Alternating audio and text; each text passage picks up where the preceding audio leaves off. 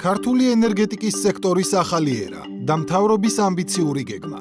8 თვის განმავლობაში ვარ ჩვენ დამოკიდებული არსებითად იმპორტზე. ჩვენ გვინდა რომ საქართველოს ელექტროენერგიის თვალსაზრისით გახდეს თვითქმარი ქვეყანა. რა ნაბიჯები იდგმება იმპორტზე დამოკიდებულებიდან ქვეყნის სრულ ენერგეტიკულ დამოუკიდებლობამდე? ჩვენ ვიცით, რომ მომდევნო 5 წლის განმავლობაში შეიქმნება დამატებით 4000 მეგავატი, რომელიც არის სწორი ბალანსით განაწილებული მზის, ქარის, ისევე როგორც ჰიდრორესურსის სწორ ბალანსზე. როგორ მიმდინარეობს ქვეყნის ბუნებრივი რესურსების ათვისება და რა კეთდება ენერგეტიკული ინფრასტრუქტურის გასავითარებლად? თელიეს რუისის ხერხება მოფანტულია ქარის ელექტროსადგურების. ძალიან კარგია რომ ინტენსიურად დაიწყო უკვე მზის ენერგიაზე საუბარი.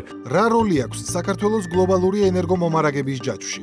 შავი ზღვის წყალქვეშა კაბელი, რომლითაც ევროპამ განახლებადი ენერგია უნდა მიიღოს. მათ ჭირდებათ უკვე ელექტროენერგია, რომელიც განახლებადი ენერგიის წყაროებით არის გამომუშავებული. აქედან გამომდინარე, კავკასიის რეგიონის მიმართ ინტერესი ევროპის მხრიდან იზრდება. როგორ მიმდინარეობდა ენერგეტიკული დივერსია ქვეყნის წინააღმდეგ? ვინ და რა მეთოდებით ბლოკავდა საქართველოში ჰესების მშენებლობას? ამ ჰესის მშენებლობას არ დაუშვებთ არც ნამახვანის, არც გურიაში ჰესის საბოტაჟი, რომელმაც ქვეყანა ასეულობით მილიონით აზარალა.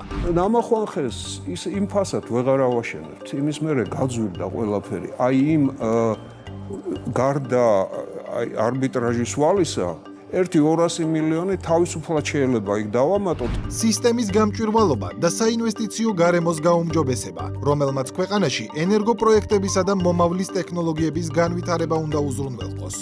ეს უკვე მეორე პრეცედენტია, როდესაც ხდება პროექტის გაიაფება, ასევე ველოდებით კიდე ორ მიმდინარე პროექტს, სადაც დაახლოებით 20 მილიონი დოლარით გაიაფება კიდე მომავალი პროექტები.